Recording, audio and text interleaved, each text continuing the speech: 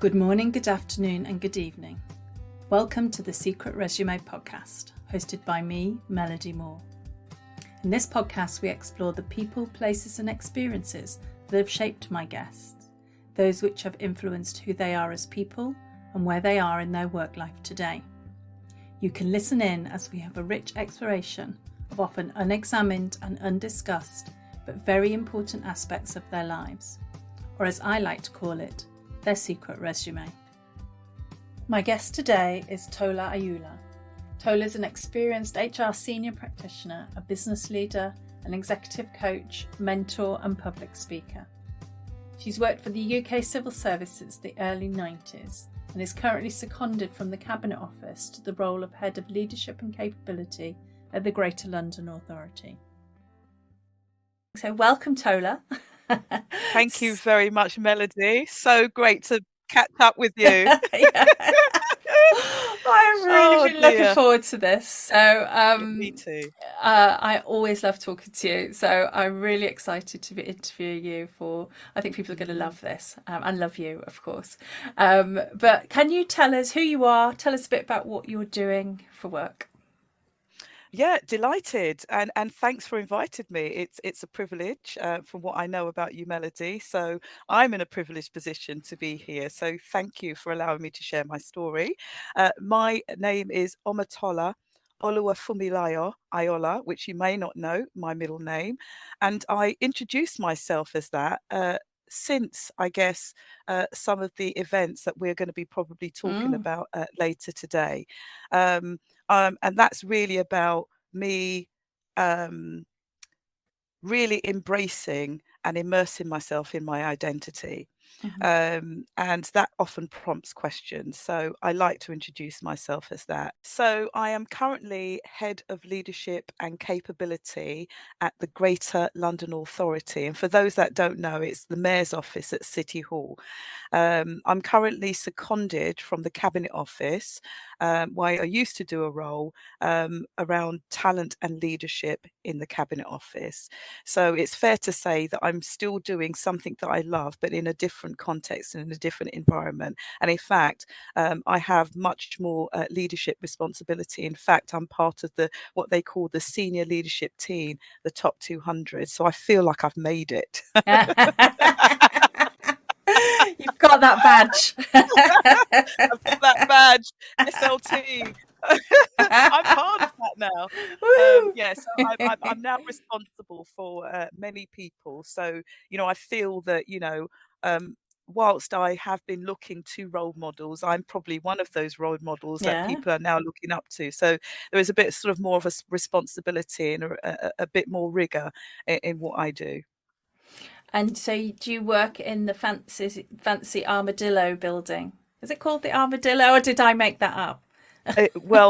See, there was the Armadillo building at London Bridge. There's a similar design in East London, which is at the Victoria Docks. They moved last year during COVID to a new building, but it's equally mad design as well, and it's overlooking the river just by Canning Town. It's absolutely wonderful. It's just by where you can get the cable car across from North Greenwich right through to the Victoria Docks. It's absolutely beautiful. So yes, I am right there, sitting, sort of opposite room to where Sadiq sits. We often see him milling around, and he'll often say hello to many of the people that he works with.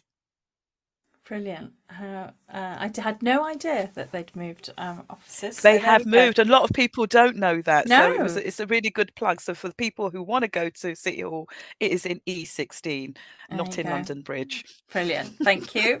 Good to have that clarity. Brilliant. Right. So let's I'm going to take you back to we've got some great things to talk about, I think, and we're going to take you right back to when you were a kid, growing up in London. Tell us a bit about where you grew up, some of your experiences.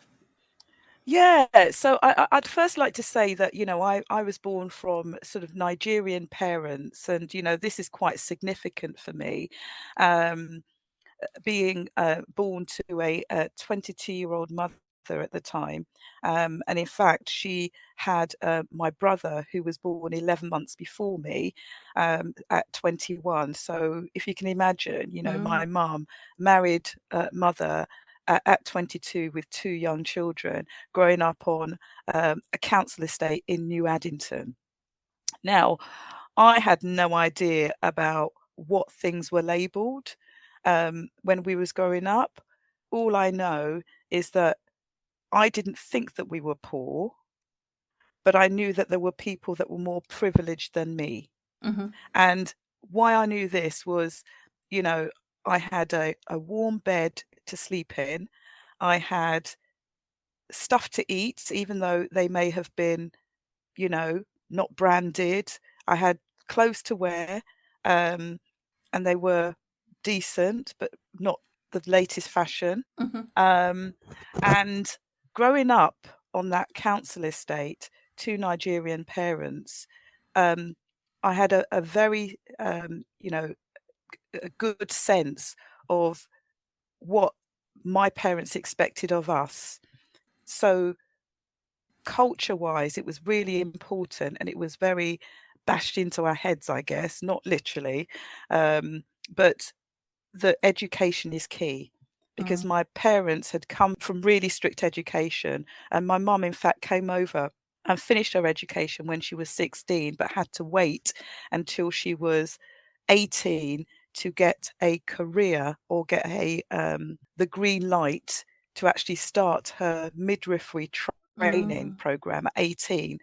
But she had finished all her education at 16, which showed the level of education that was in Nigeria compared to the UK. And it's really interesting hearing that dynamic now, that everybody wants to come to the UK for a better education. Mm-hmm. In fact, there was some, so that, and I didn't recognize that until I was older, that story. But I'll come back to that later.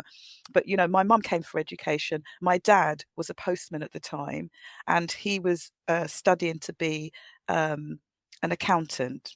And so his money as a postman was just to get money in whilst he was doing that. And mum was in midwifery. So I just remember going to school, as I said, with all these wonderful array of children. We had black children, we had white children, we had Indian children, we had all sorts of different types of people going to school. But I remember my mum saying, you are not going to Overbury, which was literally 5 minutes away from us. You have to walk half an hour to go to Fairchild's High School, which was a bit further, because maybe my parents felt that was a better option for us. I don't know at the time.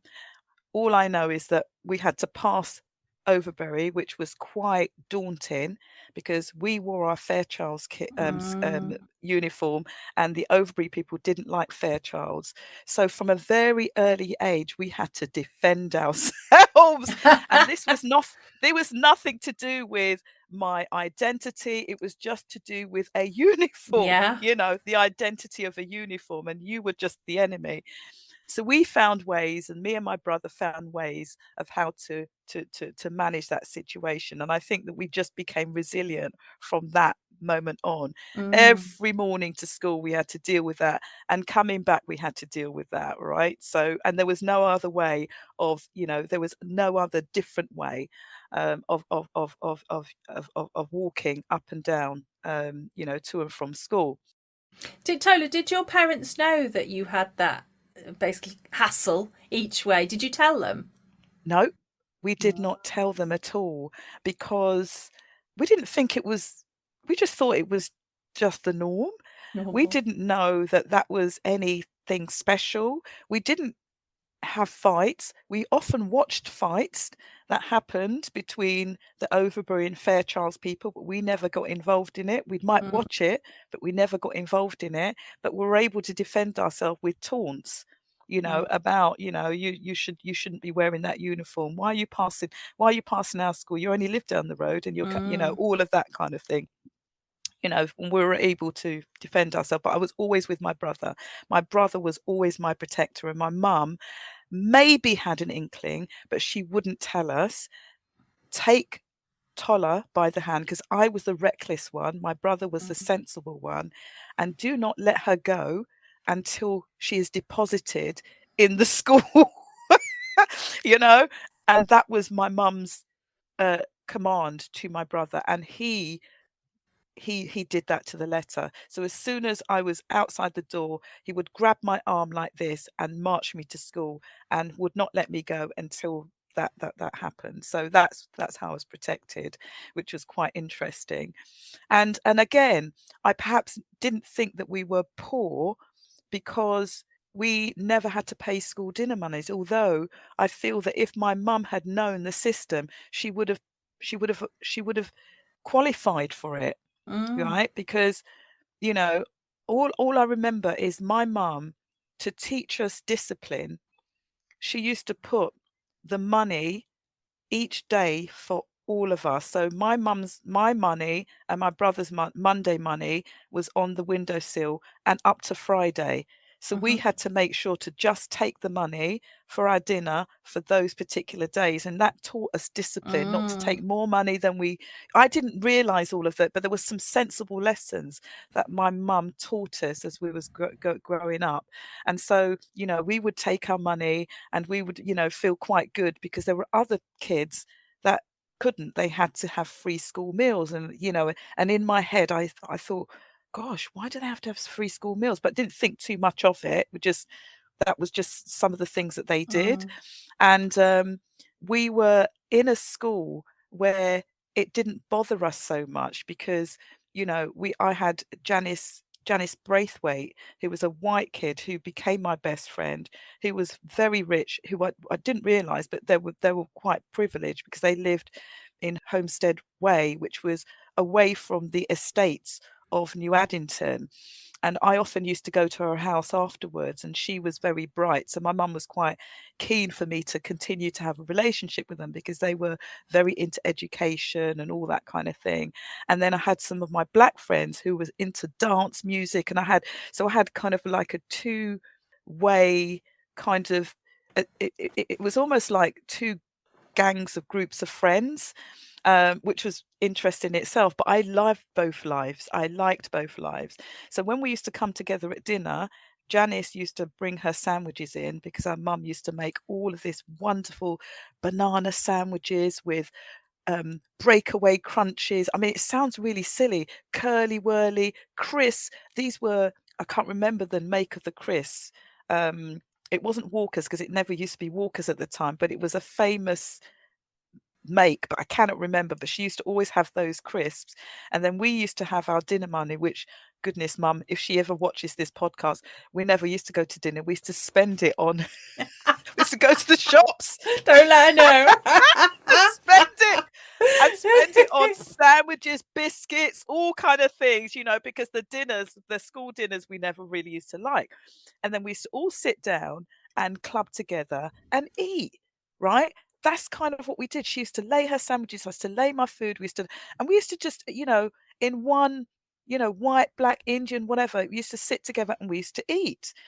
So that was kind of the way in which we started to get together to speak about the differences in what we had, and then we used to notice how Janice used to always have the latest kind of clothing, and where we used Mm-hmm. we used to have to wear the same and make it last, so if there Mm. was a hole in our jumpers, my mum would quickly go and darn it. There wasn't anything new about it.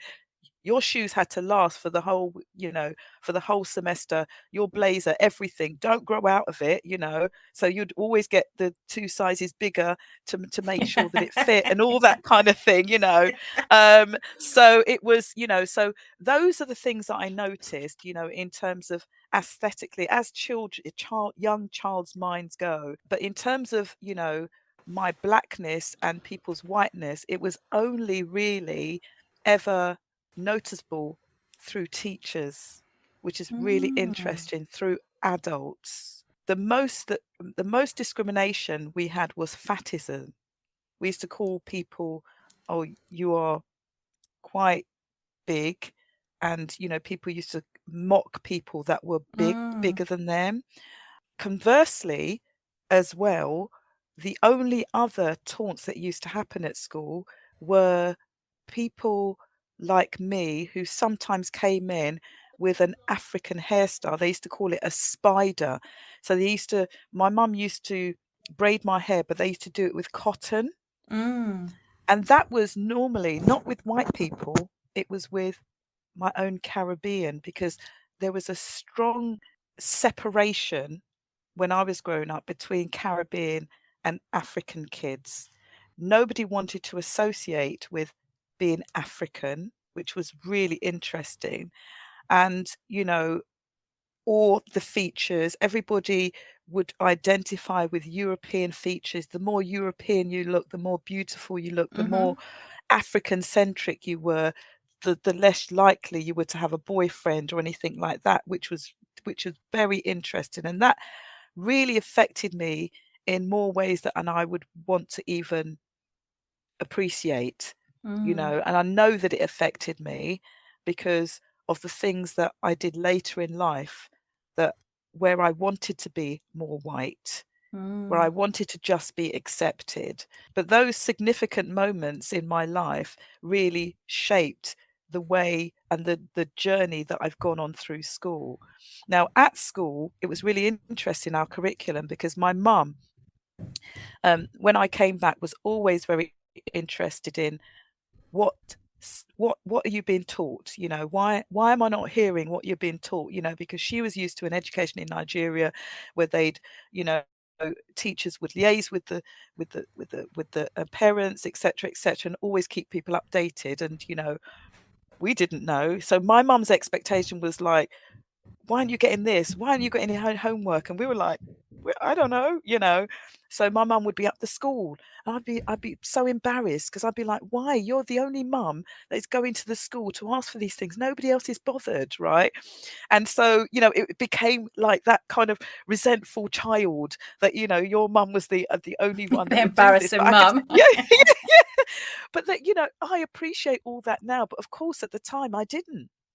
So Yeah. my mum would be up the school asking for homework, this, that, and the other, and and how your child is doing. And I remember the teacher saying, Tola is really, really bright, but she's very disruptive, and she's always talkative in class, and that kind of thing. And later on found out, A, I was bored, B, I hated maths, because maths, they didn't teach us, in my view, the application of maths. But when my dad taught maths, it was fantastic, because we taught the application. So he'd be like, if I give you this money and you spent this, how much are you going to have to spend on sweets, right? So that kind of, Important he things. he knew how to motivate us, right? So it was kind of, it was a practical moment. And then in literature, there was things like, Macbeth and those kind of things, and I didn't really understand the thee, thy, though. I didn't understand that language. I understood English, but I didn't understand why we were going into that, the Mm. purpose of it. um and so, but when I went to see the play, oh my goodness, I was I was like, I was sold. My mum took us to the play, and I was like, I understand it now, Yeah, right? But at totally. school, they just didn't. They No, just did it's so not. It was different one way. Yeah. when it's written. It's I 100%. I find with Shakespeare, if you listen to it within a few minutes, you don't even notice that it's not in regular English, do you? Whereas reading it, it's much harder. Yeah. I couldn't. And then that made me think about, not then at the time, but afterwards, we learn in different ways. And if the school insists on developing curriculum one way and teaching one way, we're always going to miss out on teaching. The whole point of teaching is to capture the classroom, and that means that you have to deliver things in different ways, right? So bring reading, bring the practicalness, bring a photo, video clips. There's no excuse these days not to learn in different Mm. ways and apply things in different ways, so people can be confident in that they're learning and aren't stupid, because I Mm. began to think that I'm really stupid. I can't get this, but it was only my parents that started to, what do you do? And then used to take us. Oh, what about Chinese? My dad would take us to a Chinese restaurant. And, there was all these things I didn't know that my parents were doing to help facilitate our learning, Mm. because they knew that that was not happening in school, right? I have a couple of questions from things that you've said. You said earlier that, between the kids, there were actually very few kind of biases and taunts between them, but you saw it through the teachers. And I just wonder, can you give an example of that? Yeah. So I remember reading, I was sitting in an English literature class, and I had read things like 1984, The Go Between, which is a love story, Macbeth, and something else. And I would read quite quickly, notwithstanding the fact that I didn't really like reading unless it was I could, see something. I didn't really get it, but I did quite like a love story. So when I read these books, the teachers would, I would go into class and just sit there because I'd read it and the others hadn't read it, you know. So they would give me, and I would say, why are we not reading things that relate to my culture? Because my mum said, blah, blah, blah, blah, blah, blah. And I think this is my interpretation, and that just made, and I, as a child, I was quite rude, so I didn't deal with it in the best way, right? Mm. So I would be just just angry all the time. And so I think to shut me up, because I was just taught in the teachers, they gave me this book, and I just remember seeing a black face on this book, which I had never ever seen before. I've never seen a book with a black face on it for all through my childhood. And I just remember, and I don't know why I felt really angry. I felt really angry because I felt, I'm the only one that's been given this book. Why me? Why isn't the whole class being given this book? I just felt very confused by it. And Mm. up to this day, I don't even know what the title is because I refused to read it. Mm. And I was sent out of the class, I remember. And this teacher was a black woman. And so I just remember her in my head thinking, she's a black woman, but she's a white woman. I just didn't feel that she identified with my Nigerian Mm-hmm. culture, or indeed the black culture. But that was my perception, and it was definitely a wrong perception. But because I am so used to people explaining things to me, I didn't understand what she was trying to do. Mm. And it was only later on, through conversations that she had with my mum and my dad and others, that we began to understand what she was doing. But I think that children growing up in those days, you were seen but not heard. Even the Nigerian community, it was like, you had a front room. This is where the adults, communicated and spoke. But you really were there to kind of, oh, do you want Coke? Or do you want tea? Or do you want, and then serve the people and be quiet. You were not engaged in their conversation unless you were invited. Mm. Children would play and do their own thing. You just weren't. And I think that was the era.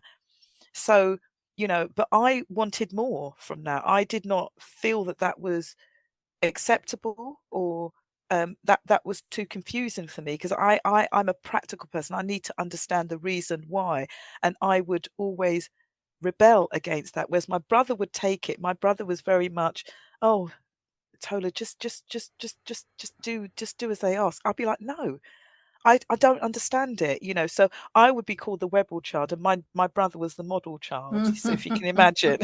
Is that still how the two of you are described? Um, yeah, probably, but my mum knows me more. So Mm. she knows that I will always, mum, you're always, what does she say? You never agree on anything. I said, I never agree because I need to understand, mum, Mm. So, and I said, just because I don't agree with one's opinion, it doesn't mean that we can't get on. I think that we just have to say that we have different opinions and move on. I don't understand this, you must agree with me, or I just don't understand that. I maybe I was a philosopher in my previous in my previous upbringing, but I've always had that. And when my mum starts to study all the ologies, because my mum studied physiology, sociology, psychology, all of the ologies, because she became a mental health nurse through my education, Mm. and started to study mental health, then began to understand a bit more about learning. And then she did her MBA, and she started to move into that space.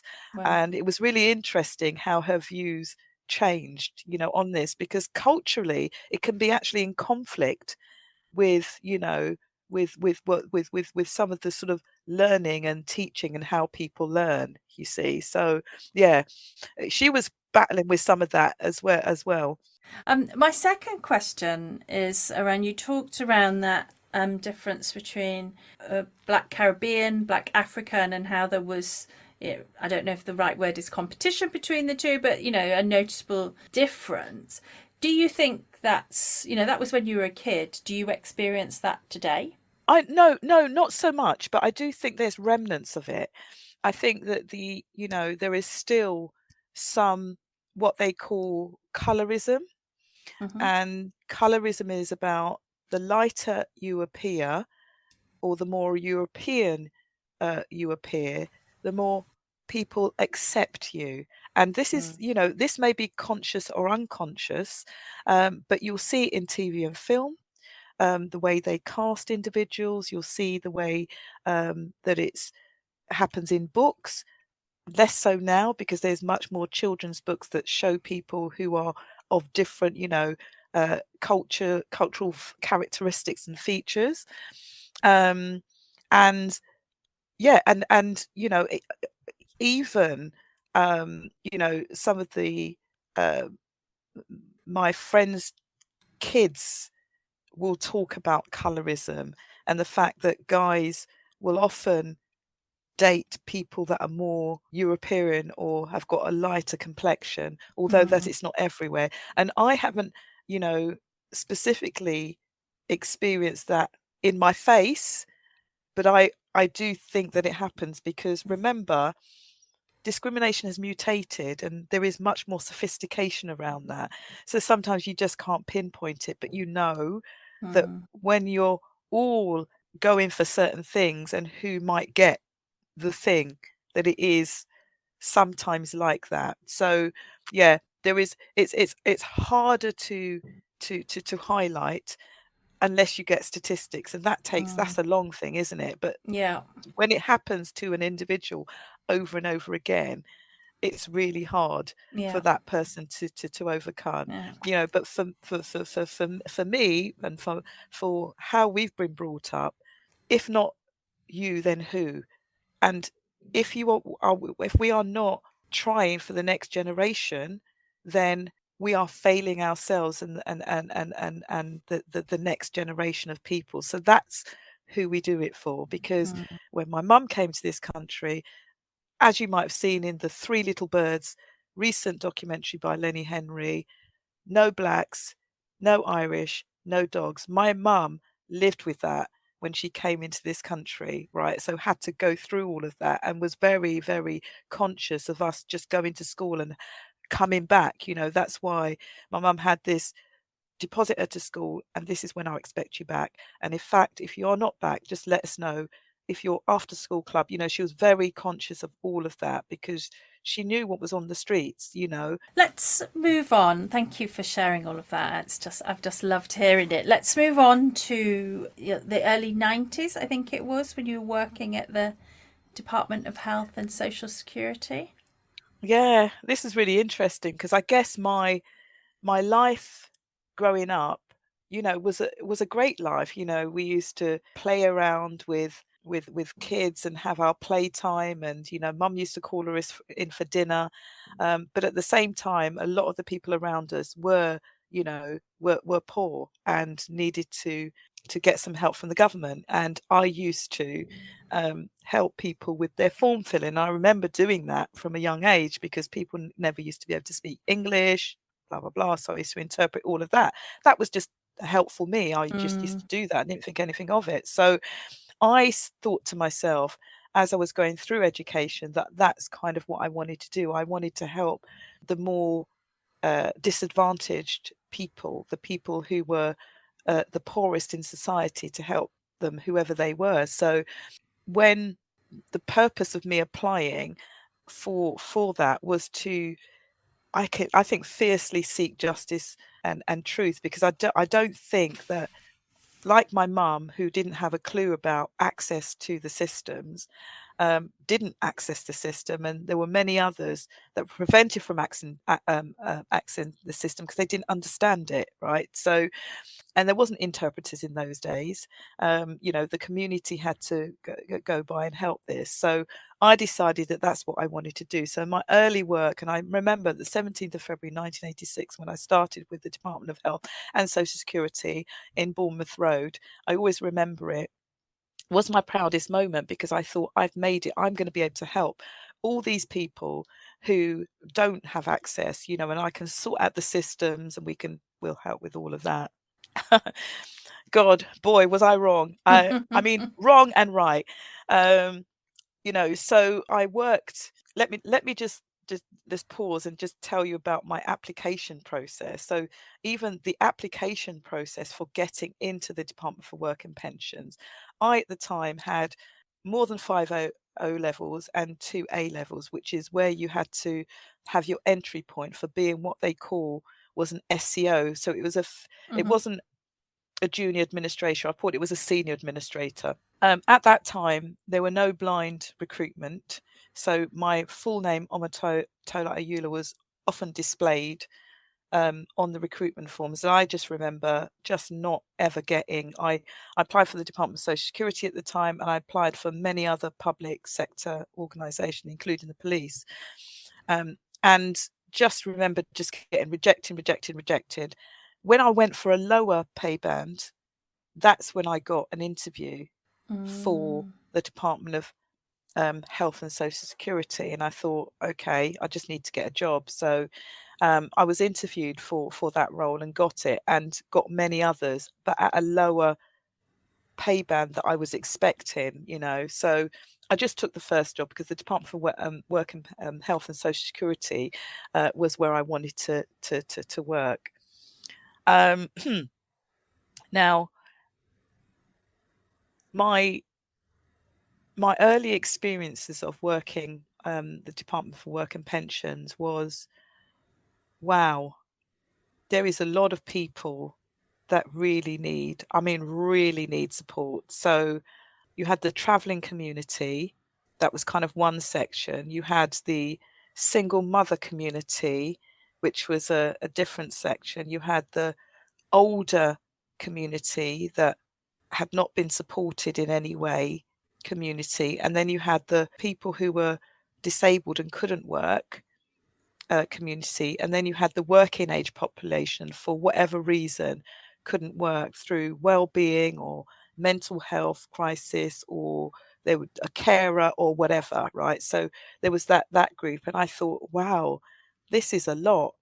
And then there was the group of people who had no idea that this system existed. So there was outreach work that was needed, which we didn't have. So I guess, my mission in my head at the time was to, yes, deal with the people that were coming in and knew about the system, but was to do more outreach work. So I quickly remember forming some outreach work opportunities. So we did surgeries in several of the places, like St Mungo's, like hospitals, like, where people are likely to go for assistance. So we set up surgeries in those instances, including sort of local councils, and where people might sort of complain about things and blah blah blah.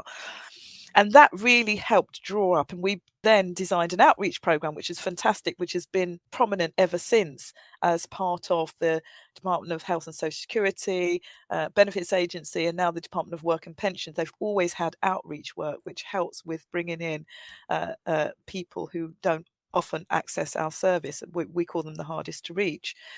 So I was really pleased about that. And it helped my community as well, with people getting some of that access that they didn't have. We started to have interpreters. It wasn't that the community had to do it. We had to have service interpreters. So if anybody wanted anything, we would pay for it in our, in the Department for Health and Social Security. That was absolutely amazing. So all of those kind of things started to, but if I believe that if one hadn't been part of that, that would have happened, those kind of services. But I'm grateful for the fact that, people listened, I had a voice, and there was action and things were done. Where do you think that came from? That it sounds like it was a real passion of yours. This outreach. You said it was your mission. Why? What was it that sparked that? Because I saw people in my community that would have nothing. When you're talking about sharing food, my mum would be one of those ones that, even if she didn't have 5 shillings or whatever next day, she would still share her food with the neighbours, right? Because she knew how to make food stretch, right? On another occasion, we'd be in somebody else's house eating, but I didn't know if that's because we didn't have any, you know what I mean? So this is the sorts of things that used to happen. And I used to think there is something very wrong about, I mean, it's great for the community, but I was sure that there was just something about we're not accessing the things that we should be accessing. And that's what happened. That is exactly what happened. People didn't know. My mum was just first generation, had no clue. You had to fend for yourself in Nigeria. So half of these people who are first generation had no clue that there was this system that you could apply. They thought you just had to work and get your money, or you just had to work with your neighbours, which is what they did in Nigeria and other countries. It's interesting, isn't it? Because your mum really advocated for you in school. It sounds like, she was in there and she was, trying to get the best for you. And then you then went on and were advocating for your community. In Yeah, some ways, you're mirroring what your mum did for you, but for your completely. community. Yeah, absolutely. And I think it's just, I am very much into, if people are given fair opportunities, everybody will be able to thrive. There will not be that burden. You teach people how to grow themselves and they will grow themselves. If you teach people, if you give them the tools, they'll be able to do that for themselves. And that's all people want. They don't want to be a burden. They just want to be able to do and access things for themselves. And the more that we can help people do that, the more confidence that people will get. And I've seen it. And I've absolutely seen it because I saw it in the community, how people were very, thankful and grateful. My mum would still get gifts for some of the things that she's done for individuals, and the gratitude that people have, because actually, oh, now my son's done this and and then it's not just them, it's the next generations that then know about it and then they can pass it on. And it just becomes a learning environment where everybody is teaching everybody to fend for themselves in that way. So that makes me feel great. That sense of purpose and that pride that you can just go off and do your thing. And in fact, generations are able to thrive just because of knowledge that's been passed. And if we keep it to ourselves, that's when, privilege becomes to the privileged. Yeah. So it's gatekept. That's the wrong word. Yeah. Gate kept. I Yes, don't know how you that's right. Yeah. gate. Gatekeepers. Yes. Yes. Yes. I don't know what tense I was talking in there. Let's let's talk about something a bit different, which is around the role that sports have played in your life, both as a child but right through to now as an adult. Just say a Yeah, bit about I will. the importance. Yeah, I will. I will. Um, just to close off, the Department of Health and Social Security has helped me in many ways. They have helped to think about education because I was able to secure my certificate in training practice, my CIPD, and an MBA. So the Department of, Health and Social Security has supported my education and training. I think that's important to mention. My continual professional development was really, really important to me. During that time, because I was very interested in sport, I joined their sports club. They've got a very extensive sports club. And so my interest in sport, or my continued interest in sport, I guess, stemmed from school, because I was always a 100-meter and 200-meter runner. And I was in the 3As, what they call 3As championships then. I was quite a super runner. At 13, I think I did 12.9 seconds for my 100 meters, and that was pretty good in those days. And so I thought, wow, that's fantastic. And then I got introduced to my fourth year at the time basketball teacher, who taught us how to play basketball.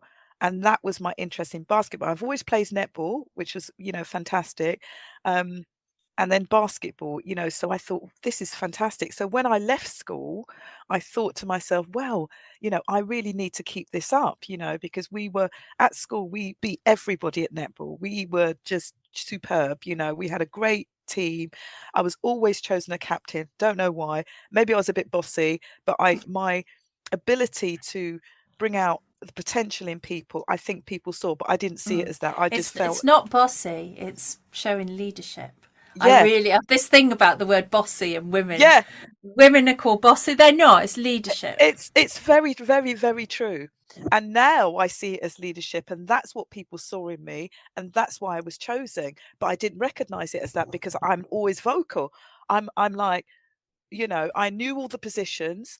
I knew where people needed to be praised, and I knew some of the things that needed to be worked on, and I was not afraid to say them, including my own, right?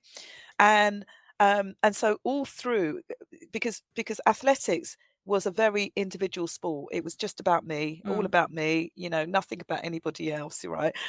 So when I went into team sport, it really taught me about the team dynamics and how to work with a team. So being chosen for captain, helped, and I guess built on my leadership capabilities, both in netball and in basketball. After school, after I'd kind of finished school, I decided, for my fourth year teacher introducing me to basketball, I thought, this is amazing. I absolutely love basketball. I loved the freedom that it gave. As netball, you have your set positions, and the fact that I can be shooter, I can be defense, I can jump, I can twist people up, I can have a bit of attitude, and that was my sport. And I thought, this is brilliant. So I decided to find a club outside, and I just remember trawling through the yellow pages at the time. You remember yellow pages, Melody? Yeah, I can't even think there would be women's basketball clubs in the yellow pages. I know. And then there wasn't. There was sports clubs. So I just thought, let me look at sports clubs in London. So I did. And I just remember thinking, okay, Brixton Basketball. So I called them up and I said, do you have any basketball teams? And they said, oh, yeah, we have something called Brixton Basketball Club, Brixton Top Cats. And and I said, oh, how do I get involved? And they gave me the details and told me when to come down. So I remember coming down to one of Brixton's sessions and thinking, oh my God, there's no way that I'm going to get into this team. They are professional. When you're just like, because I've literally just come out of school, just learned it for 1 year, just the fundamentals and the basics, but nothing compared to what I saw. And I thought, right. But I thought, oh my God. So I remember thinking, so that first time I just went home, despondent, didn't speak to anybody. I was just like, oh my God, I can't believe it. But something told me I've got to go back next week. And I've got to say what I can give, right? I've got to say, because I was very confident in my running. I was very confident in my netball speed and my ball handling. And I began to think about what I can contribute, but what I needed, right? So I formulated a plan to speak to this Jimmy, who was the head coach. So I went back the following week and I said, Jimmy, I'd love to be able to be part of this club. I said, this is what I have. I said, I can beat all of your girls for running, speed, guaranteed. I said, I've got good ball handling skills, but I really need to be taught how to how to play the basketball, how to, I said, but I'm willing to learn. I know that you do it 3 times a week and stuff like that. He goes, okay, show us what you got. Right. So I had to come. So I just remember fundamentally, the first thing we had to do was what we call shuttle runs. So the shuttle runs had to be done in 30 seconds. Right. So that means, so you've got the whole of the court and there's 3 transverse lines. So you have to go to the first transverse line back, second transverse line back, third transverse back. And that's what we did. And we had to do that in 30 seconds. I did it well within and I beat everybody. And I was standing waiting for the rest of them because I thought, yeah, that's what I said that I can do. So I'm fantastic. So he was just like, he was looking at me thinking, and he said, "What, are you a runner?" I said, "Yeah, I'm a 100-meter runner, 100-meter sprinter." Blah blah blah. He goes, "Okay." So and then we had to do some ball skills. I was fine with those. And then came the shooting. Oh my God, I was atrocious because at the time I played centre for netball. I didn't play goal attack.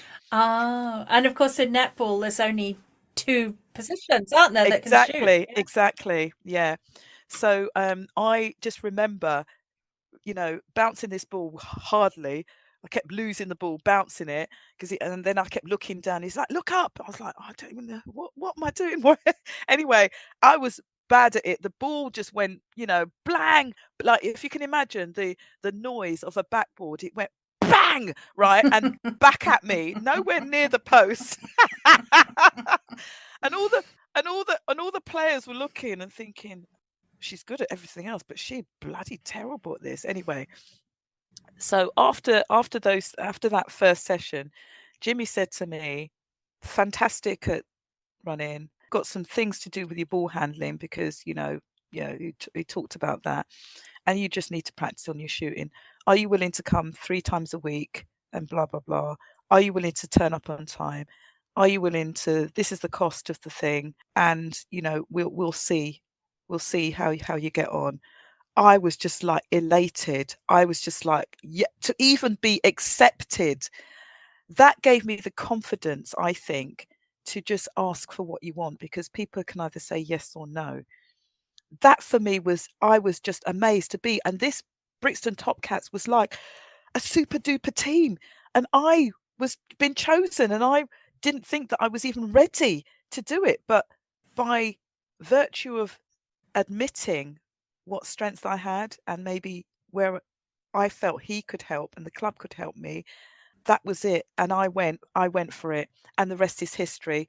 I got into the national squad, I got into the, I played with the England netball girls. I mean, things just moved leaps and bounds for me. And it's funny what confidence does for you, and actually how others see you, because when they see you, oh my God, she was part of Brixton basketball and she's a 100-meter runner. Can we have her on our highest accolade? And I was able to play for Super League, which is now what it was called Super Cup. It's now called Super League Netball, playing with the England girls that they do on Sky Sports. I did all of that at Brunel University with netball as well as doing basketball, so I kind of did both and straddled both. Played for county, did all those kind of things. So, and I've travelled the world as a result of it. I've travelled. We played against the Jamaican national squad, and there was this lady called Cricket. We used to call her Cricket because she was a goal shooter, and her legs used to start from outside the circle and end up inside the circle because that's how long her legs were. She was absolutely amazing. But it's helped me to develop my love for travel and sport together, which I continue to do now. And the latest trip that I've done was South Africa, where they had the World Championships, and I was part of the delegation. And that means that we sit there to help develop international netball and sport, and I'm now one of the delegations or delegates making judgment and voting on specific things to enhance the sport, which is absolutely fantastic. I've never done that before, but it's just how you contribute in a different way as you get older. I can't no longer be that player.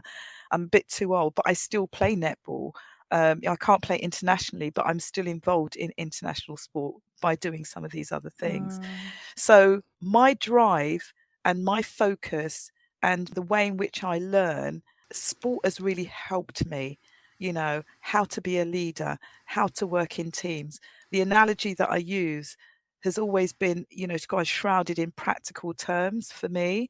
The team of 7 in a basketball squad is not just the team of 7 you see, it's the people on the bench, it's the coaches, it's the physios, it's the people that do the technical stuff, it's the people that get the people in to the operation in the first instance. When I worked for London 2012, which was part of my journey, I was leading on the wheelchair tennis for the Paralympic sports. And I was in charge of the water polo arena, and I got to understand behind the scenes, right? So what is it like, as an events person to manage the whole scene? Because I had to I was responsible for making sure, first of all, that the building was built right. So I had to work with the architects because our water polo arena wasn't even built when I got there. And then thinking about the access routes for the athletes and the sports people and then the others, and then working out the amount of people that are required, working out the training, working out all the different functions that we are going to have to work with, sports, press, all of those. It began to make me think about the operation end to end. So it was a very different appreciation of who needs to be thanked behind my single person who's the athlete. There was much more to it. So I always say to people, try to really get to grips with the whole of your industry, because it's very interesting if you're interested in that. To try and expand one's knowledge, and that for me has expanding my sporting knowledge apart from sort of my own leadership and Fabulous. Right, I'm going to jump you to when we first met, which is when you were at the Cabinet Office leading the Meta scheme. Tell us about the Meta scheme. Yeah, Melody, and what a great experience it was, Melody. I mean, I remember working at the Cabinet Office in 2016 after being what they called co-sopped from civil service resourcing. And that just meant, kind of just moving people from one area of the business to another. And working with the talent team and looking at how we can identify talent with the amount of people that we had was quite a feature. One of the great things about working at the time is the Cabinet Office were very much, and the government of the day were very much into how we identify and accelerate people's development in the right way.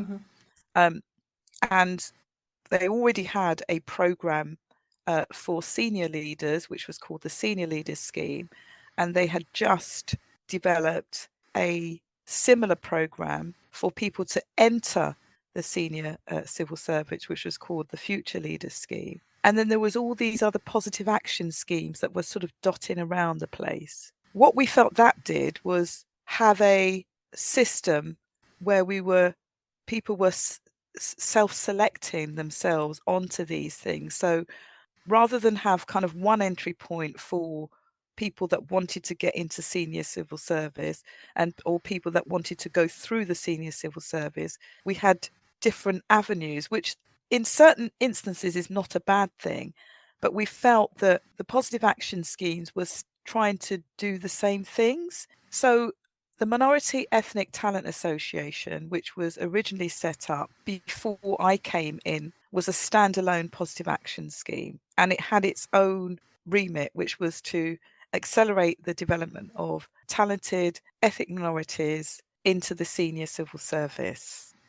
When you looked at FLS, it was the same thing. So we thought, in my view, when I came onto this, let's merge this.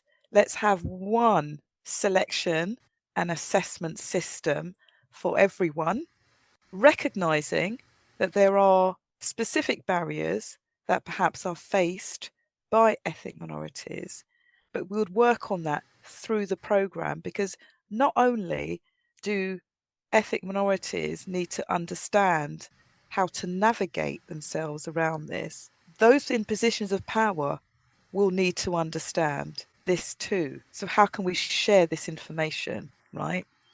So the idea of having that merged, both schemes, FLS and Meta merged, would bring together the two schemes.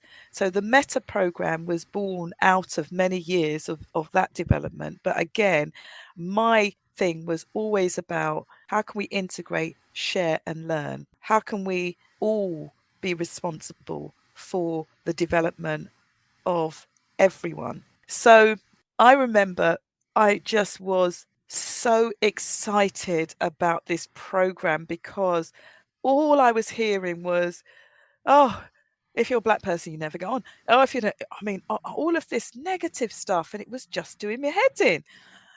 And I thought, let's celebrate some of the things that we do. And, let's do something about the things that need to change. Come on. Right. So I was all for that, because I am, through my sporting background, it's all about development. It's all about, the small margins, creating big things. Right. So, and then noticing that, celebrating that and moving on from it. Right. So I wanted to use this model in my Meta program. So I was obviously convincing through the board, because when I'm passionate about something, I think, you of course you have to get data, and the data spoke for itself, and the research and all, it was easy to find that, right? And then the fact that this was aligned to what government, and the cabinet office wasn't, it was just a no-brainer. So I just pulled together something which was a triumph. So the FLS was already a triumph, the SLS was already a triumph. So I thought to myself, let's merge it. So what we did was encourage, there was so much work that needed to be done from across the business areas. So the people that were in charge of, the programs, which was, the future leaders and the senior leadership program, and the people that were recording and monitoring, and the leaders that were inside the businesses across all the businesses, needed to understand where we were all going. And I'm telling you, there was such a collective activity of this being a success. Of course, you have the people that don't want this to succeed, and there were all of those things. We're not denying that. There'll always be that. But the majority of people, were into the fairness, truth and justice theme. So the first program, which started in 2017, we got 41 participants. So 41 participants were from an ethnic and minority background, right? So these people were given the opportunity to get through the FLS program. Not everybody wanted to accept the Meta program. There was more people. There was about 14 people that said, I'd rather just do the other thing. I don't want to be. And there was something in that too. But 41 people on the first, 61 on the second and 61 on the third. And it's still continuing now, although I know that they're looking at how to create that in a different space.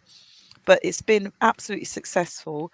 And the single most thing that people say that they got from the Meta program was, whilst they were going through the main future leaders or senior leaders or high potential leadership program, because Meta was integrated into all of those specific areas of the program. What they liked about Meta is that it created a safe space for them to be able to discuss and talk about their experiences of being a leader in that organization, being a black leader, being an Asian leader, being whatever it is that they wanted to discuss, and how they felt things were progressing or not progressing, and what sort of intervention was required. And being in that safe space allowed people to freely talk. I've never heard that some of these senior leaders were facing, and they felt that they couldn't talk to their junior members of staff because they were supporting them in the same things that they were experiencing and needed to be strong for them. So it's really important, and I'll say this to anybody that's working across the diversity and arena, that it's really important that we check in with all our leaders that have special characteristics, I would suggest, and those from an ethnic minority, those who have a disability, those who are carers, whatever it is that sparks in your organisation really needs to be considered. Because what we learned from having those groups of people is that there was still some worrying, kind of discrimination that happens, especially for senior leaders. And that is junior staff to senior leader. And there were, and all of that had to be stamped out. But we would never have got that information had we not had some of these carefully considered, safe spaces where we could have such conversations. And also what the Meta program did was to share that information, not necessarily by them, but by the program, because I didn't want people to re-traumatize themselves in any way or feel that they were obliged to. Many of the themes were brought through and activity and action was brought about. So one example was we had Bina Candola come in and talk to all our senior people about the effects of positive action on organisations. And it was some latest research that Nick Hammerling, who was working for Pern Candola at the time, shared with the team, which made an immense difference to how we operate and how people behave once positive action programs are delivered.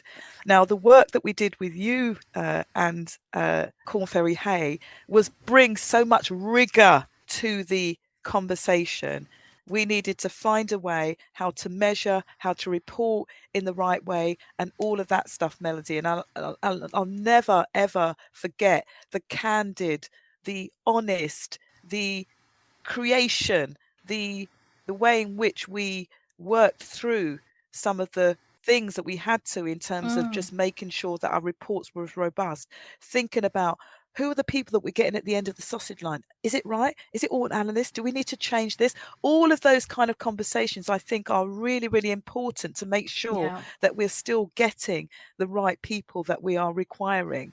And those things, working with you and others across the system was just really important. And it's not an easy feat. The goalpost keeps moving, but that's the kind of creation that you and I and other people from Corn Ferry Hay were able to manage through this process. So I'll never forget that. To me, Meta was one of my proudest achievements because 70% of that first cohort were all promoted to the senior levels.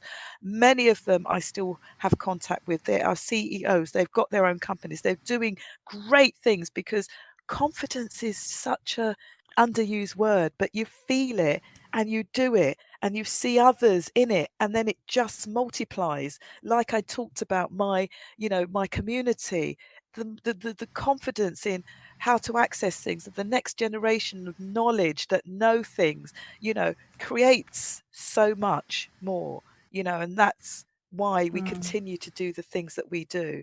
And even yourself, Melody, I see you in your role now doing your own thing. I mean, that pleases me. I will be telling that to others. This is what I mean.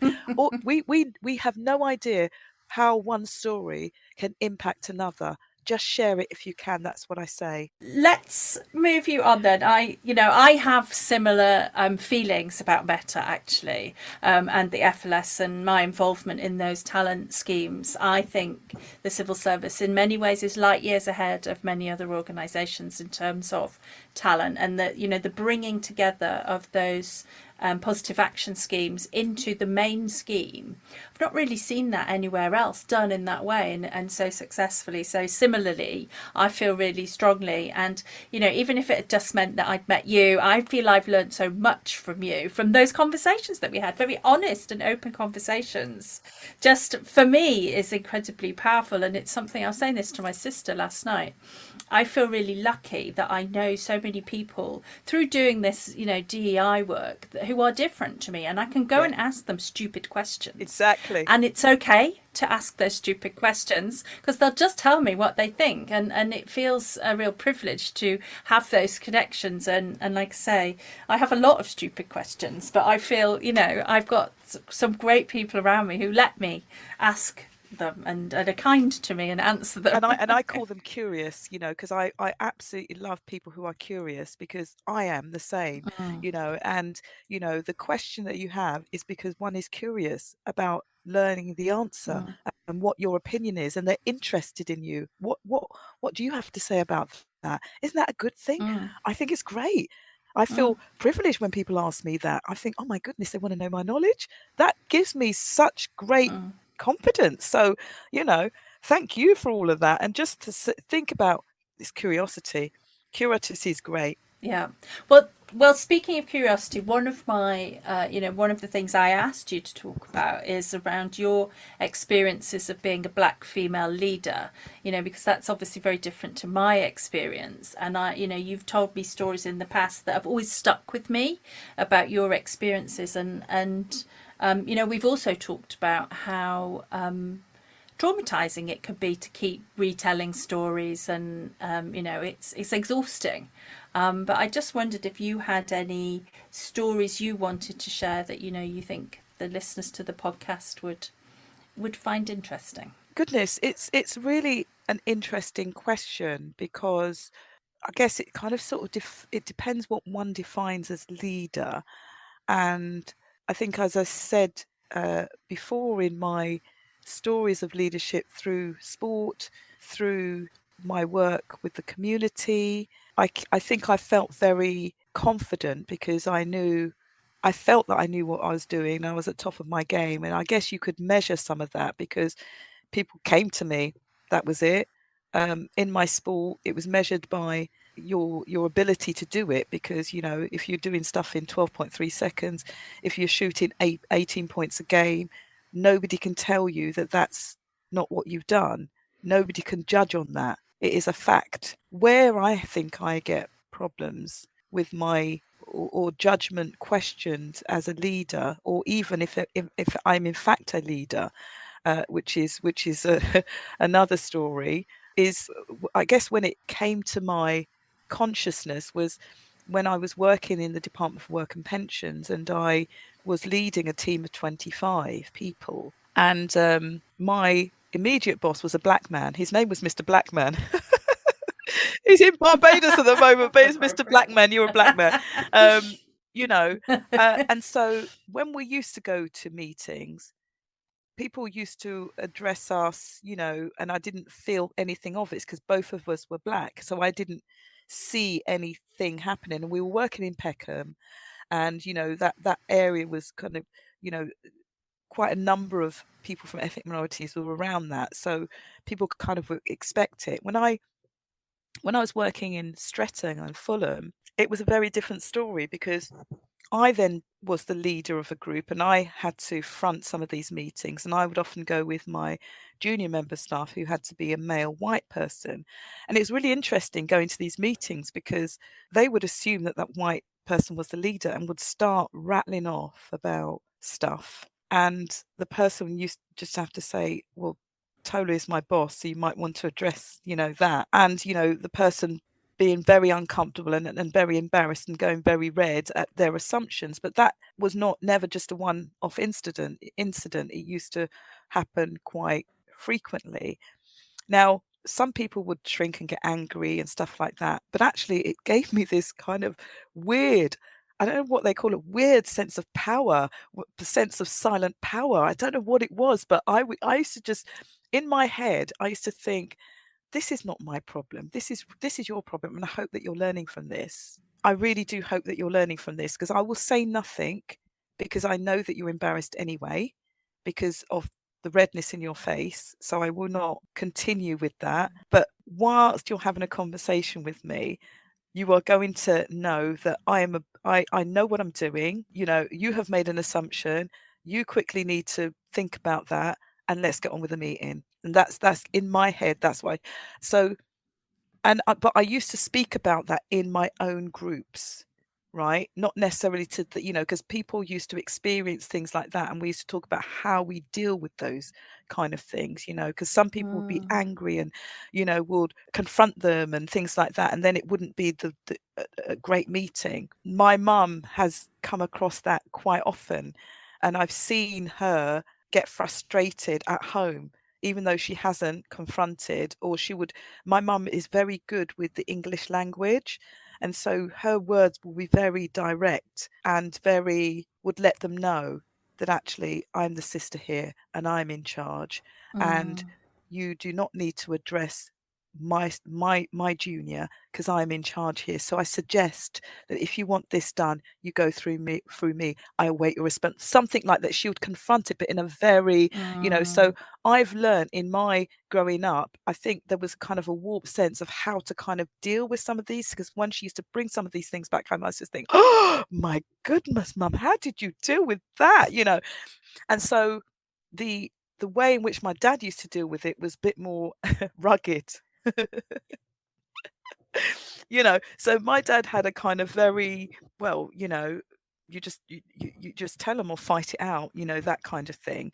So my mum had the kind of discursive. My dad would be like, no, no, no, punch their lights out, or whatever it was, but he didn't, but it was more forceful, he would, so I think that dealing with, I was always very conscious when going into a meeting, being the leader, and I would always feel that I had to acknowledge my place. And I don't know whether that's because of what I was thinking and feeling beforehand, because they need to know I'm the leader, so I'd grab it, you know what I mean? Whereas, yeah, so that kind of maybe shaped my behavior and made me feel I need to um, show myself as a leader. I need to be that leader, and I want, so I think I'd overcompensate for that. And people would say things like, I'd be in the, I remember one day I had to deliver something. I was a trainer for the southeastern London. I used to deliver equal opportunities training and employment law. And what I would do is I would finish the training course, and people were always very pleased with this. And then somebody would go, after the evaluation, oh, she was very eloquent. And yeah, the types of feedback that I'd get was, for some people would be, very happy with it. But I thought, what were you expecting, that I was going to speak in a way? It was very interesting to hear some of the feedback I got compared to my white counterparts. Let's put it that way. And then I began to feel, it's people that made me feel different. I didn't feel different going into it, but it's the feedback and the reactions of other people that made me feel a different type of leader, and I needed to be a different type of leader, and I need to show up as a leader, and I needed to be forceful as a leader, and I need to, work doubly as hard to for my voice to be heard, because I often felt that I'd be in meetings and I could say the sky is blue, but somebody else could say the sky is blue. Oh, they say that's a great idea, and I'd be like, hold on, haven't I just said that? Right?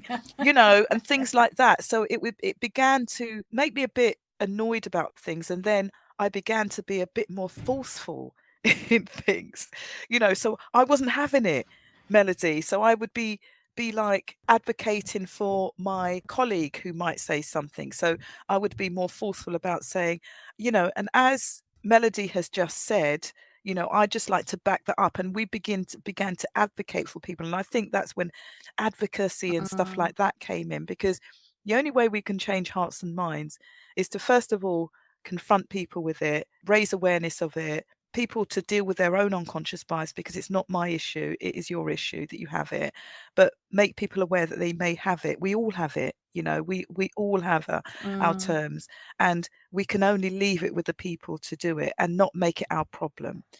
So me as a leader, I have got some things that I need to work on, but I am a super damn bloody fierce leader, and I will always advocate for others that want to do the same. Now, I find myself as a leader being different in different spaces just because I'm a black Nigerian born in Britain, right? So there are certain sort of customs that you will do in the Nigerian tradition that I wouldn't do, with my Western friend or Westernized friends, and they could be, of any color. But I'm just saying that, for me, when I'm in my leadership in my basketball team, I might act very differently depending on the audience, because as opposed to in the workplace. And leadership changes because when you're dealing with some sensitive stuff, when it comes to, especially when it comes to things of topics around EDI, well-being, mental health, I think compassion has to come into it.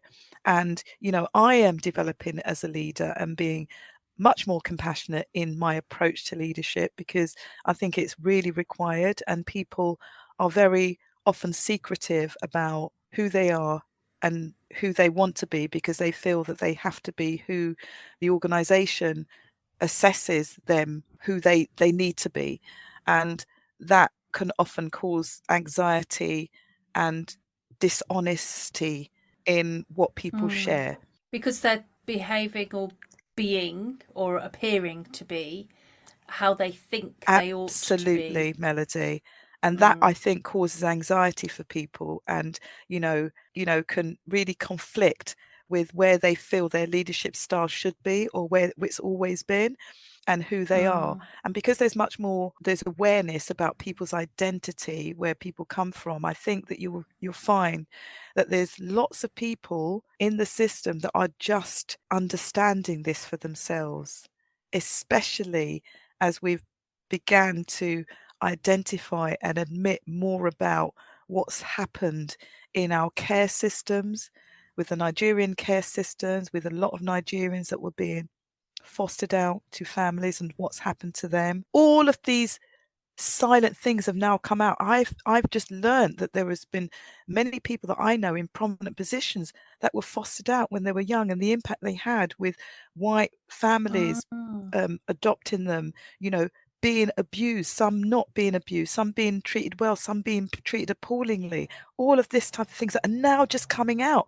It is, there's so much to unravel with how we've been assimilated into this society, and what has happened to us, to many of us, and what has been hidden that is now just unraveling right now for us, and how that is shaping how we move forward, because we don't want this to happen to future generations. We don't want people to be hiding who they are. But this is me as a black woman. As I said, I think I am fairly agile, I think, in my approach to things, but there are certain cultural values and beliefs that I have that I will always stick to, and it's honesty, finding the best out of an individual, treating people with compassion, building relationships, and collaborating with people that are different than yourselves, because that's when we truly start to learn about things outside of our own culture, but not forgetting, understanding your own culture has some dynamics and twists and turns to it. Our Nigerian culture, if you can imagine, Nigeria is 3 times the size of the UK. When I was growing up, Nigeria was this big, England was this big. I didn't understand the scale until I began to understand the true scale of things, and how things were appearing to me, which is why I'm in fiercely in search of the truth, which is one of my mantras. That just linked to that, I'm going to ask you some of the some more sort of standard questions that I ask people. But this month I've been interviewing a few people during Black History Month, and I'm curious as to your view on Black History Month or other similar things like Black History Month. What's your perspective? I remember when I was growing up, I used to think, what is this black? Why are we doing Black History Month? Why are we doing it in a month? Why is history in a month? First of all. And then why is Black History? But then I thought, fine, nothing of it. I used to find it fun, learning about Black history in a positive light because, many of my previous experience had been always in servitude or slavery or something, that was the only history that was spoken about in school, apart from what my mum and dad used to teach us, thank goodness, which was more, uh, about the history of Africa, and it didn't start with slavery. Mm. Um, and so for my learning, began to understand about a lot about my colleagues and Caribbean history. So it was, I didn't have a clue about some of those things that had happened, So I began to read more into some of that, um, where people were taken, where people landed in America, and I began to link it with American history and that sort of thing. So for me, Black history was a way to spark curiosity for continued learning. It wasn't the be all and end all of it. So I can understand when people are talking about history shouldn't just be a month. I can understand, people's frustration that it should be part of the curriculum. History is history. And I think it is about time Mm-hmm. that history needs to be subsumed into the curriculum, because if it's not taught in the eyes of young inquisitive minds, then we've lost it. It just becomes this thing, So I think it's great to spark something, but I also think it needs to be part of the curriculum, because to raise awareness, we need to have awareness of it to spark it like it did for me. But and away from just the slavery issue, it needs to spark something Mm. else which builds on something that has already happened in our early curriculum life. So whilst I applaud it, and there are lots of things that people are learning in our organisation, I think we're just putting a plaster over a festering wound, and we really need to start to mend that wound, which is the missing history, our missing history. We've all had history, and there has been Black people, Asian people on this earth, BC wise. So come on, let's include all our histories as part of a Mm. history curriculum for all. That is what I'd say about that. A question I have for you is about advice to your younger self. I was very shy as a young person, and maybe that was because I was, as growing in up in Nigeria, I was told we was, you seen but not heard, and there were so many things that I had to say as a child to my mum, my dad, about things that was bothering me, and things that I was bothered about in the culture, or I wanted to know more about the culture. I was confused with elements of our culture. So, for example, in the Nigerian culture, you're told to, if you're greeting a man, you are told to what they call prostrate. So it was almost like bow, just for a sign of respect. Mm. And for a woman, you kind of sort of had to curtsy. That was kind of whenever we all saw that, that was in front of a queen. So I was very confused by it, but you just had to do it. There was no question. This is the culture, but I'd wanted to have a discussion. I wish I'd, so I wish I'd been braver and bolder to ask some of the Mm. questions that were always in my mind that I kept because of the respect that I had for my parents that I didn't. And now my dad is dead. There's not, my dad died when I was 15. There was never a chance for me to ask those questions, because I asked some of those questions to my mum now, which is fine, but I never got the opportunity to ask those questions to my dad. And, he was born in the north and my mum was born in the west, and they were never supposed to marry because they were from two different tribes.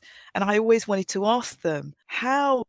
I feel that's why I've got like a bit of rebelliousness in me. How did they get together, and how was that accepted? You know what I mean? There's all sorts of, questions that I had Mm. in my head to answer, as a child, and I just wish I'd been bold enough, even if I got smacked or whatever, but I just wish that I had been. Mm. For me and my younger self, I wanted to know more about my tradition and why certain things were done in the way, because being away from the tradition and working in a westernized way where those traditions were frowned upon, it was really difficult to operate in it, and I wanted to respect my Mm. parents as much as possible, but I began to think I just didn't want anything to do with Africa. I just didn't want any, and I wanted to talk about that. I wanted to talk about that, and it wasn't because I was dissing it, it's because I was being made to feel different in a derogatory way outside of where my Mm. parents ever felt, and I never spoke to my parents about this. It was something that we were holding as children that parents weren't aware of. So yeah, I wish I was. I wish, because I think that there Mm. would be more explanation as to why I struggled with being African growing up as a child. And reclaiming that Yeah. back now, since the events of George Floyd and other things that have happened in my life, that has helped me reclaim that back. Mm.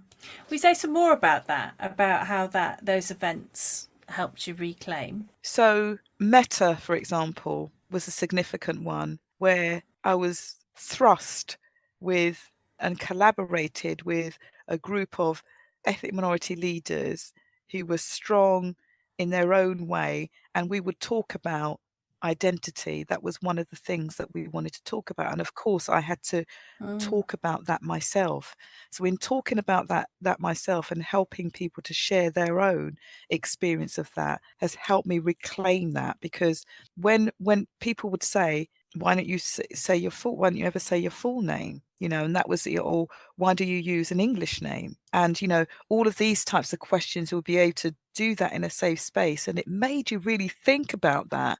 And so that's when I decided, that I would introduce myself. And I said to people, when I'm going to go to On Meta, I'm going to introduce myself as Omatola Oluwafumilaya Ayoola, because that is my name. My mum gave me Omatola, my grandmother gave me Oluwafumilaya, and it means something, in our tradition. So why aren't I claiming it? It's all of that. So yeah, so I think it started, I guess it ended there, and and it strengthened throughout there. But I've always been inquisitive. I've always been inquisitive. Why? Through the learning of history, through the moments of Black History Month, and thinking about some of these things, and why are we doing this and why are we doing that, and thinking about all of that learning.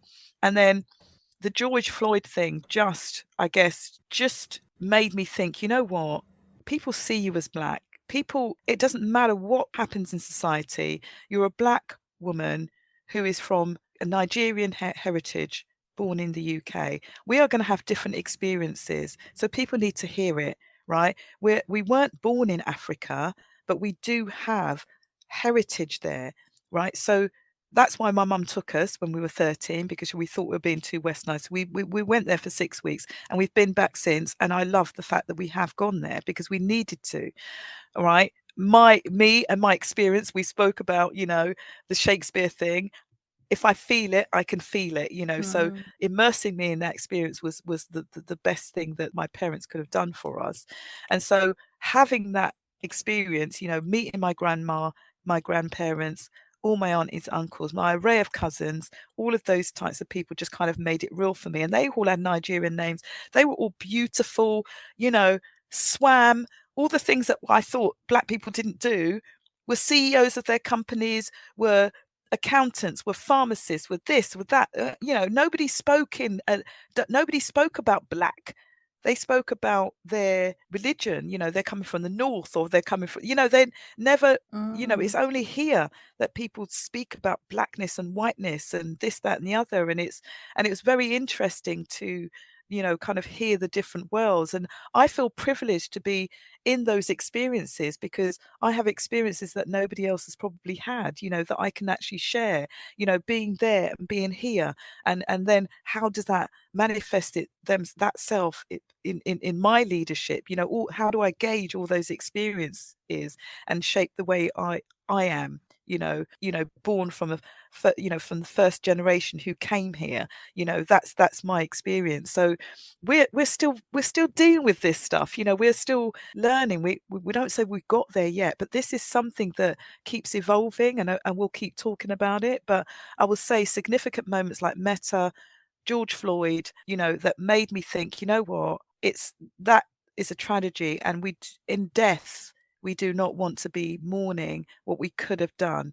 In life, we want to be saying what can be done and help bring people with us. And that is my mission, because when I'm 6 feet under, yeah, great, I'd love people to mourn, but whilst I have life and breath in my body, that is when I have a voice. And unless I lose it, I will use it. I have the privilege to have sight, hearing, voice, movement, all of those things that people take for granted. So I will use that to the best of my ability. And my experiences are my experiences. It may not be somebody else's. And that's the clear message. I want anybody that comes after me to be better. My parents have always said that. I want you to be better than I, and that's what happens. You want people to evolve and change things for the better. Tola, it's just so beautiful. I'm actually really moved by what you just said. I think that's beautiful, what you just expressed. You're welcome. So thank you. I have two final questions for you.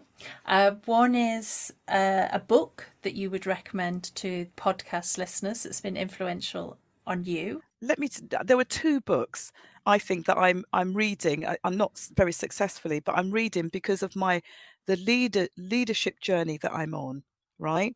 And it's all around coactive leadership. It's by Karen and Henry Kimsey House, and it's coactive leadership, and it's 5 ways to lead. And the reason why this has had such an impact on my life, because I guess I'm continually on a journey of leadership, and I feel that there are 5 dimensions as leadership, so check out that book. It is amazing. It's had such an impact on my life and the way I lead, and this is for anybody. And it's coactive is all about how you co-lead, from all those different dimensions. All right, so that was a really, really impactful book for me. The other small book that I've come across, and it's a book by June Sarpong, and it's called The Power of Privilege, and is an amazing, and it's a short book, and it has some really good snippets in it. The last one I'm going to talk about is something called game storming. It is really, game storming is by Dave Gray, Sunny Brown, and James Makunufo, right? And it's a playbook for innovators, rule breakers, and change makers. I absolutely love the title. Sounds good. Yeah. And it will energize your brain and mobilize your creativity. And I think that some of the things that you're saying, it just gives some some ideas around how to brainstorm things, how to deal with issues, and how to come to solutions in a creative way. And it's absolutely an amazing book. So I flicked through that. Sounds good. Yeah. So those are the interesting ones currently right now. Fab. Right. Last question is, what title would you give your story? Multiticity. Ooh, that's a great word. Is that a word? Really? I don't know. It should be, even if it isn't. If it isn't, and the reason why I say that, there is, whilst I am a black female woman, that's probably what you first see, and because I've described my title as the head of leadership, I'm in a senior leadership role. I describe myself. I've made it. However, listening to my story, you can see there is many layers to me, and I think that if you and I, Melody, had not had this relationship, perhaps that is all you would have seen and have assumed. So what I would say is, be curious, continue to be who you are, Melody, because your curiosity has led us here. Building relationships with others and being curious about where people come from, and asking them some questions and not being afraid, being bold and brave, like I should have been, of the questions that I wanted to ask my family and my dad, especially when he was alive, are the things that give us this multiticity. I can't even say the word, but and I think it's fabulous. And if I had an image, it would be just loads of different colors, rainbow colors, just splodged into, there's no order. It's just creation. There is just something beautiful and magical about life and about people's experiences that if they dare to share, they would be surprised about how much people will learn from it and gauge from it. And we are making history by telling a story on the 27th of October 2023 at this time. This is history. History is always a moment in time, something, and if we don't share it, it is missing or it's deemed not historical. So share it. Love it. Absolutely. I can't even say it either now. Multiticity. I think we've just made up a word. Without Googling it now. Don't care. It's our word. You can. We'll get it in the. If it's not in the Oxford English Dictionary, in a few years' time, it'll be in there. And right here, right now, we'll claim that word. Yeah, that's right. Brilliant.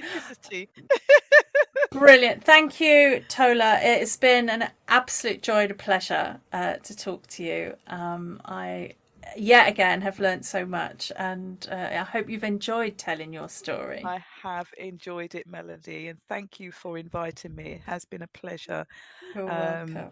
And I hope that, somebody gains something from listening to this. I'm sure lots of people will. Thank you very much. This podcast is brought to you by Liberare Consulting, with editing provided by Hawkins Social. If you enjoyed today's episode, why not click on the subscribe button so you are the first to hear about new episodes. We look forward to welcoming you back soon.